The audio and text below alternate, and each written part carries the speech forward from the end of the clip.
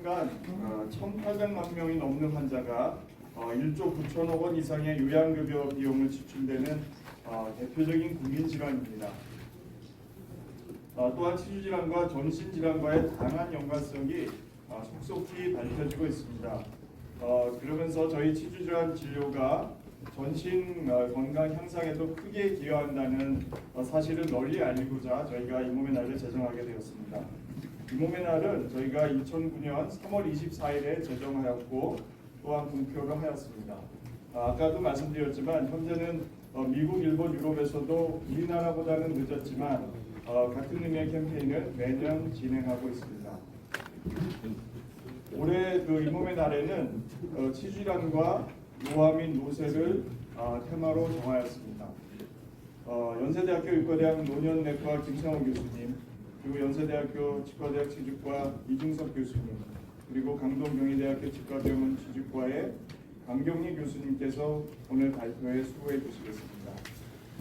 끝으로 멀리 세종시에서 거름해 주신 우리 보건복지부 구강정책과의 최경모 사무관님, 그리고 늘 한결같은 마음으로 후원해 주시는 동국제약 임직원 여러분들과 16년 동안 홍보대사로서 저희와 함께 해주시고 계시는 최불암 선생님, 그리고 또한 그 행사를 혼신적으로 준비해 주시는 저희 학교 임원님들께 감사의 말씀드립니다. 마지막으로 오늘 기자간담회에 바쁘신 일정에도 불구하고 참석해 주신 기자분들께도 다시 한번 감사의 말씀드립니다. 감사합니다.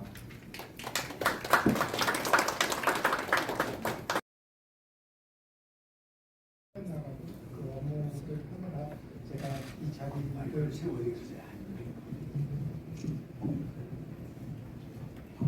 이 자리에 참석하게 됐습니다. 먼저 제16회 잇몸의 날을 진심으로 축하드리고요. 그간 국민의 치주 건강 증진을 위해 노력해 주신 치주학회 계승범 회장님을 비롯한 학회 임원진 회원 여러분께도 감사의 말씀드립니다. 또한 그 치주 우리나라 구강 건강을 위해서 노력해 주시는 열정과 노력에 감사의 말씀을 다시 한번 드리겠습니다. 이번 잇몸의 날은 대내 관심 속에서 지금 초고령 사회에 우리한 우리나라를 위해서 우리나라 잇몸 관리를 위해서 주제를 치주질환과 노화 노쇠로 잡았다고 내용을 들었습니다. 고령화 사회에 맞춰 굉장히 시적절한 주제라고 생각됩니다. 지금 복지부에서도 구강 사업을 이제 구체적으로 국민 건강 증진 계획의 일환으로 해서 5개년 구강보건 사업 기본 계획을 수립해서 차질 없이 진행하고 있고요. 그 다음에 존경하는 경희대 신승훈 교수님께서 구강질환과 전신질환의 통합관리 적용해서 연구를 추진해 주셨습니다. 그래서 그런 내용들을 바탕으로 해서 보건복지부에서도 계속 구강정책 발전을 위해서 정책 수립과 지원을 더욱더 노력하도록 하겠습니다. 국민의 구강 건강 향상은 정부의 노력과 전문가 여러분의 참여 그리고 국민들의 협조가 조화를 이룰 때 비로소 그 열매를 수확할 수 있을 것입니다. 앞으로도 정부와 소통하고 협력해서 국민 구강 보건을 지켜나가는 데 많은 역할을 해주시기를 당부드립니다. 성공적으로 이번 이 몸의 날 행사를 성공적으로 개최할 수 있도록 노력 아끼지 않으신 계승범 회장님을 비롯해서 학회 임원진 그리고 학회 위원 여러분들의 노고에 다시 한번 감사드립니다. 학회의 무궁한 발전과 여러분의 가정의 건강과 행운이 함께하시기를 기원합니다. 감사합니다.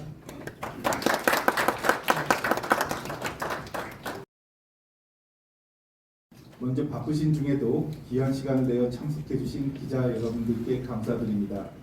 지난 2009년 국민들에게 잇몸 질환에 대한 올바른 정보를 전달하고 잇몸 관리의 중요성에 대해 알리고자 제정된 잇몸의 날이 벌써 16회를 맞았습니다. 세계 최초로 제정된 중요하고 의미 있는 기념일이기에 지난 3년간의 팬데믹 기간에도 그 연속성을 이어간 대한치주과학회 구성원분들의 신념과 사명감에 이 자리를 빌어 깊은 존경심을 전해드립니다. 기자 여러분, 과거 잇몸의 날 주제 발표들을 통해 잇몸 건강과 전신질환의 관련성은 지속적으로 강조되어 왔습니다. 오늘은 사회적 문제를 넘어 국가적 차원의 대응이 필요한 인구 고령화와 밀접한 관련이 있는 여러 선생님들의 연구 자료가 발표됩니다. 잇몸 질환으로 인한 구강 노쇠와 전신 노쇠와의 연관성과 관련된 내용들을 주의 깊게 들어주시고 국민들께 이를 잘 전달해 주시기를 부탁드립니다. 다시 한번 오늘 행사에 관심 갖고 참석해 주신 기자분들과 2024년 잇몸의 날 행사를 준비하신 대한치주과학회 배승범 회장님 이하 집행부 여러분들께 감사의 인사드립니다.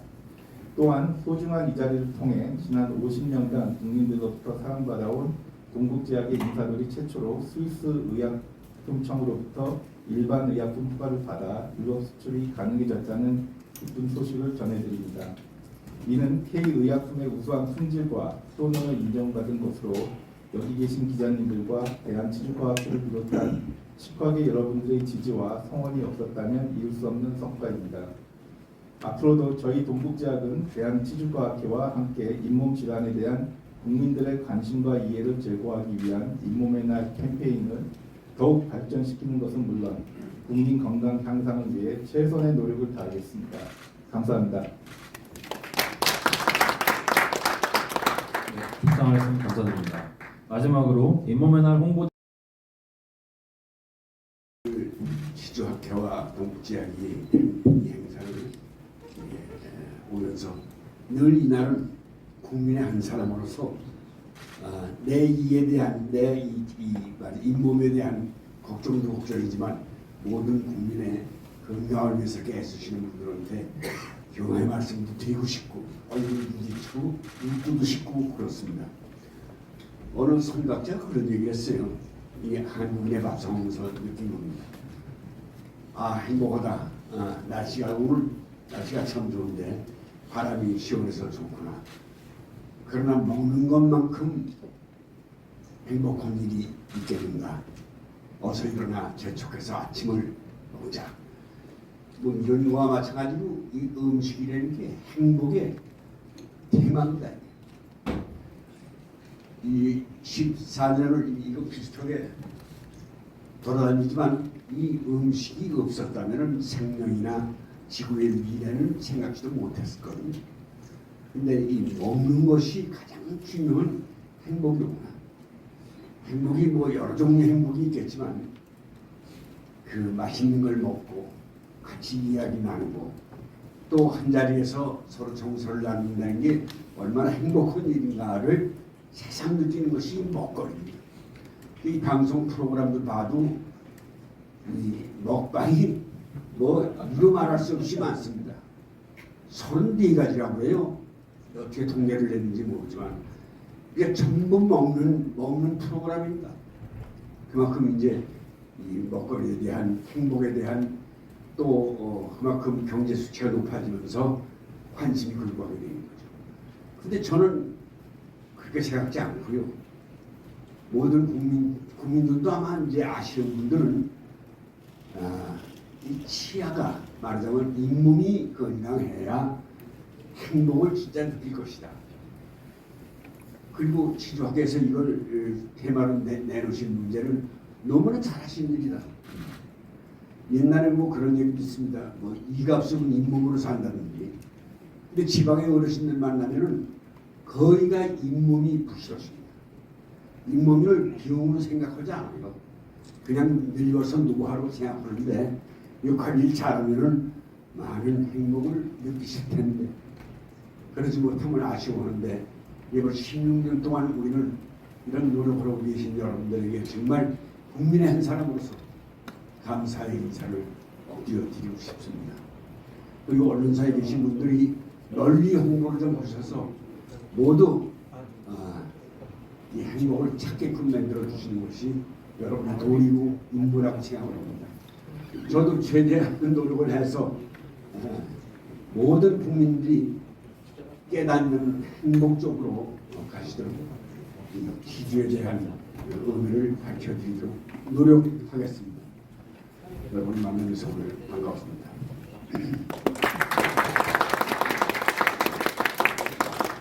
네, 항상 감사드리고 매번 잇몸 건강에 대한 중요성을 누구보다 열심히 강조해 주셔서 대학병원 이중석 교수님 발표 순으로 이어지겠습니다. 마지막으로 대한치주과학회 회장님께서는 가능하면 중앙보다는 좌우 측에서 조금 촬영을 부탁드리겠습니다. 대학교 치과병원 치주과 강경미입니다. 먼저 이렇게 뜻깊은 자리에 저를 불러주신 회장님과 관계자분들께 감사드립니다. 입니다. 노쇠와 구강 노쇠가 무엇인지 먼저 말씀을 드리고 잇몸 건강의 중요성에 대해서 말씀드리겠습니다. 누구나 다 겪게 되는 태어나서 성장을 거쳐서 노화하고 결국 죽음에 이르게 되는 이 단계. 제가 방금 노화라고 말씀드렸는데요. 저 빨간색 기저귀는 씁쓸하지만 어떻게 보면 노쇠를 나타내는 아이콘이라고 생각이 됩니다. 제가 방금 드린 노화와 노쇠의 차이를 알고 계십니까? 노화는 누구나 겪게 되는 신체적 인지 기능이 저하되는 정상적인 과정입니다. 그렇지만 노쇠는 이 노화가 굉장히 빨리 급격하게 진행되는 비정상적인 노화 과정이라고 할 수 있습니다. 예를 들면 우리가 나이가 들면서 눈이 침침해지고 근력이 떨어지고 어떤 반응 속도가 떨어질 때 이거는 노화라고 할 수 있겠지만 이런 현상들이 굉장히 빨리 진행이 되면서 내가 정상적으로 일상생활을 할 수 없게 될 때, 일상생활에 지장을 주게 될 때 이거는 노쇠라고 할 수 있습니다.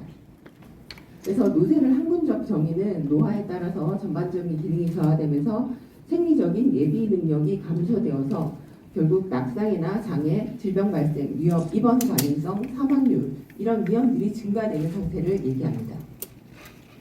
그러면 이 노쇠는 어떻게 진단하느냐? 보통 닥터 프리드의 5가지 기준을 많이 사용합니다. 체중이 감소되고 활력이 감소되고 허약해지거나 보행 속도가 느려지고 신체 활동이 감소되는 이 5가지에 대해서 3가지 이상이 해당될 때 노쇠라고 평가하고 하나나 2가지가 해당될 때 노쇠 전 단계로 평가합니다. 그렇다면 구강 노쇠는 무엇인가? 네, 구강 영역에서 나타나는 기능 저하라고 말씀드렸는데요. 구강 기능에 대해서 한번 잠시 생각해 보시죠.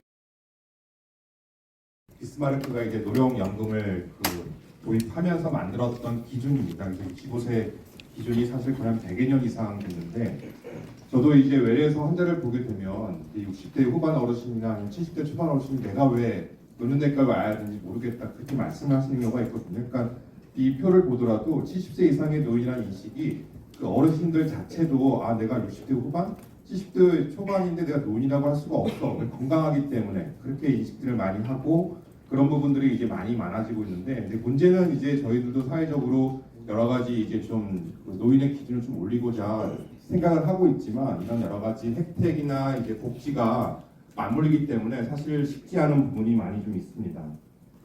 근데 한편으로 이제 노인 어르신들을 이제 만나 뵈면 항상 이제 바라는 게 건강하게 오래 살고 또 이제 깔끔하게 이제 돌아가시는 걸 사실 바라는데 그게 이제 얘기할 수 있는 게 이런 9988-234 아마 아시는 분은 아실 텐데 99세까지 팔팔하게 살다가 2-3일 만에 또는 뭐 이틀 만에 이제 아프다가 3일째에 죽자 이제 사자가 이제 그런 뜻으로 이렇게 많이 얘기를 하시는데 근데 현실은 어떻습니까? 그렇지 않습니다. 현실은 우리나라가 사실 기대 수명이 그러니까 0세 태어나서 썼을 때 그 어르니까 영세가 앞으로 몇 살을 살 것인지 보통 저희가 80대 초중반 잡고 있는데 이 기대 수명 자체는 사실 전 세계적으로 거의 최상위권에 이제 도달하고 있습니다. 근데 문제는 건강하게 80세까지, 90세까지 살면 모르겠지만 건강한 그 수명, 건강 수명 자체는 이제 저희가 아프지 않고 불안하지 않으면서 특히나 이제 혼자서 일상생활 하는 경우를 얘기하는데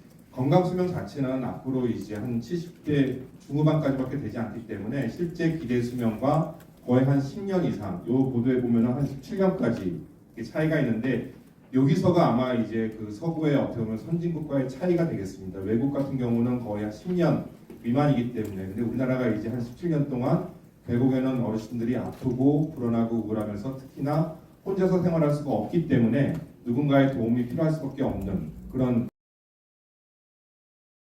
소개를 받은 대한치주과학회에서 대외 협력의사를 맡고 있고요. 연세대학교 치과병원 치주과에 있는 이준석이라고 합니다. 제가 오늘 팀장님들 여러분들 앞에서 그리고 이제 귀빈들 앞에서 말씀드릴 내용은 저희가 우리 사회의 큰 화두인 초고령화 사회, 100세 인생에서 우리가 어떻게 인몸 관리가 얼마큼 중요한지를 말씀드리고자 하는데요. 제목은 노후를 준비하는 가장 경제적인 방법이라고 말씀드렸습니다. 다 아시다시피 우리 한국 사회 그리고 전 세계적으로 초고령화 사회라는 것은 많은 이슈를 갖고 있고 많은 고민거리를 갖고 있습니다. 지금까지 초고령화 사회들의 데이터를 보면 UN 데이터를 보면 인구 데이터를 보면 일본이 가장 넘사벽으로 가장 초고령화 사회가 되어 있고요. 약 65세 이상의 인구가 30% 넘고 있습니다. 한국은 일본과 거의 유사하게 엄청난 속도로 고령화 사회로 이제 돌입을 했고요. 20년 데이터지만 현재 데이터를 보면 이미 북아메리카를 넘어섰고 서유럽에 거의 육박한 데이터를 보이고 있고 향후 5년에서 10년 정도면 저희 우리나라도 30% 정도가 65세 이상의 인구를 분포를 보일 수밖에 없는 나라입니다. 자, 그런데 우리가 과연 이런 세상에서 준비가 과연 얼마큼 되어 있는가를 고민할 수밖에 없습니다. 100세 인생을 살게 되는 인생에서 65세나 70세 정도의 인생 계획을 했던 과거 선배의 그런 인생 계획을 따라가다 보면 우리는 그 축복이 아니라 저주가 될 가능성도 있습니다. 그래서 이에 대한 인생 계획도 다 바꿔야 되는 것처럼 우리의 잇몸 관리뿐만 아니라 건강 관리를 어떻게 할지에 대한 것들을 우리가 중요하게 생각해야 된다고 생각합니다. 자, 그러면 우리 현재의 모습은 어떨지 먼저 한번 생각해 보겠습니다. 다 아시는 내용이긴 하지만 굉장히 좀 말씀드리기 안타까운 내용입니다. 우리나라는 최고 노인 빈곤율을 전 세계에서 최고 노인 빈곤율을 보이고 있습니다. 사실 아까 강의에서도 말씀해 주셨지만 저희가 324 수칙을 제정해서 국민들의 구강 관리를 조금 더 증진시키려고 노력하고 있는데요. 그 324 수칙을 말씀드리면 하루에 3번 이상 칫솔질을 하자. 그다음에 1년에 2번은 스케일링을 하자. 그리고 이 사이사이에 치간 칫솔을 사용해서 구강 관리를 하자는 이런 수칙들을 저희가 만들어서 국민들에게 홍보하고 있습니다. 다시 한번 크게 외쳐주시면은 한 번씩 다시 문장들 찍을 수 있게 해드리겠습니다. 아까 9988 234였죠. 대면 내과에서는 저희는 9988 324입니다. 먼저 100세 시대 건강한 잇몸을 위한 계양치주과학회 324 수칙 3. 하루 3번 이상 칫솔질 2. 1년에 2번 이상 스케일링 4. 사이사이 치간 칫솔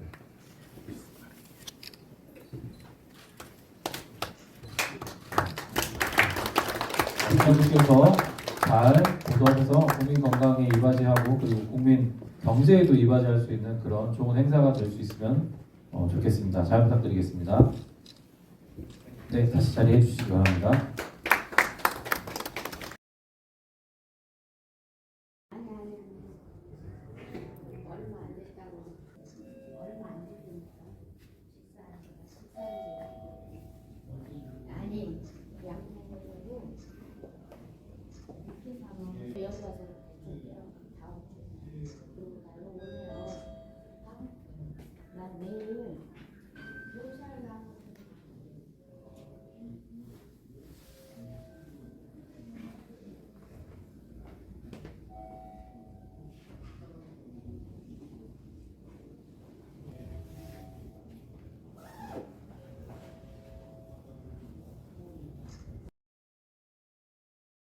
제가 볼 때에도 이제 학계 쪽에서도 이제 중요하게 말씀하셨지만 국가에서도 정부에서도 뭔가 그런 노인에서의 어떤 구강 관리에 대한 접근성과 거기에 대한 어떤 숙과 문제 아니면 뭐 추가적인 그런 도움을 주실 수 있으면 실제 저희가 환자를 부르는 입장에서 매우 또 큰 어떤 도움이 되리라 생각을 하고 있습니다.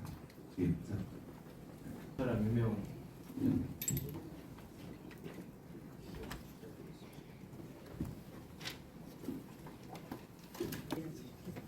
후보위원장님이 잠깐 말씀해 주시죠. 후보위원장 김남민입니다.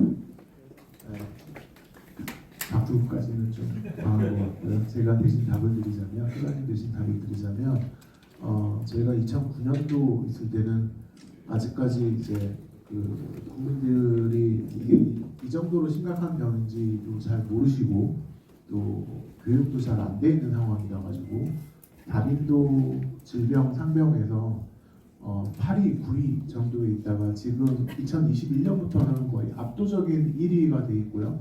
저도 처음 개원했을 때는 스케일링 하자 그러면 환자분들이 싫어요 뭐 이렇게 말씀하셨는데 지금은 스케일링 하러 왔어요 이렇게 말씀을 하시고 들어오시는 분들도 많으셔서 그런 부분들은 굉장히 많이 좋아진 부분이라고 생각하고요.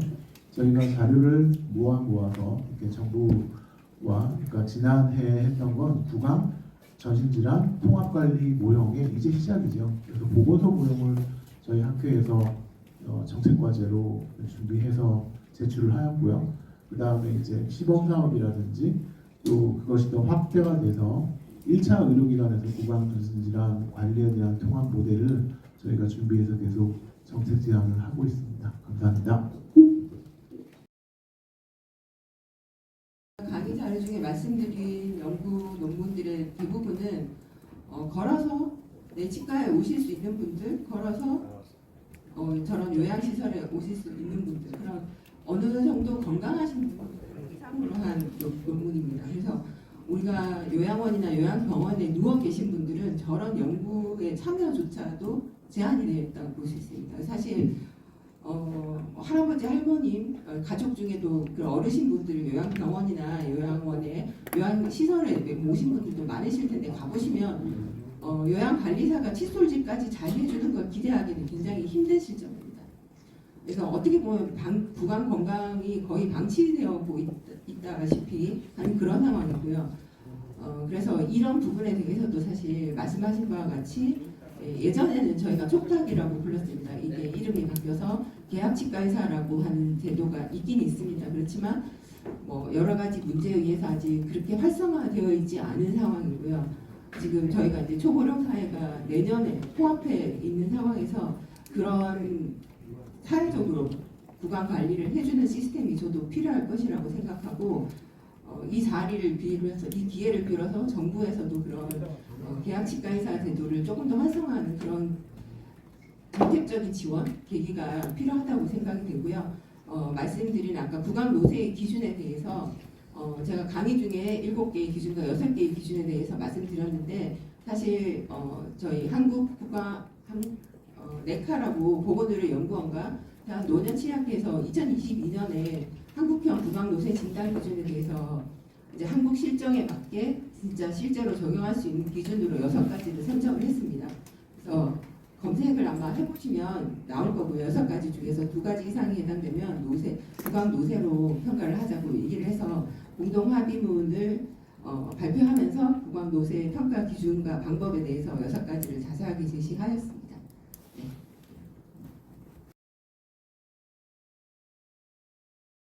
예방을 위한 전국 보건소 건강 강의 사업에 헌신적인 참여 협조를 해주시어 치주질환의 예방과 조기치료 중요성의 홍보에 공헌해 주셨습니다. 이에 함께 모든 회원들의 뜻을 모아 감사패를 드립니다.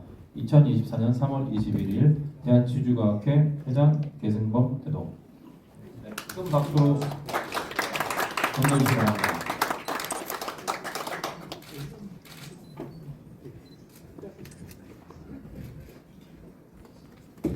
전 회장 김정현. 내용은 같습니다. 큰 박수 부탁드리겠습니다.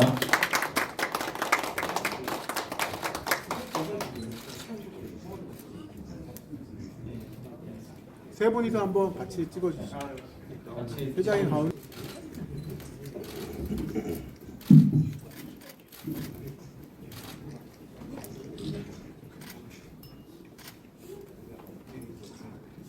두 분 수상하신 분께는 소감을 좀 간단하게 해주세요. 자, 좋습니다. 앞에 보시고요. 네. 자, 찍습니다. 하나, 둘. 날씨 더운데 좀 오셔도 됩니다. 네. 시야 많이 보여주세요. 활짝. 네.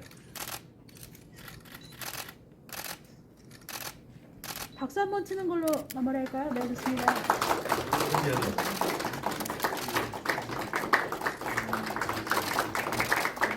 한번 갖고 갈게요. 하트. 하트 좋습니다. 하트 이렇게. 네, 하나 둘 셋. 네.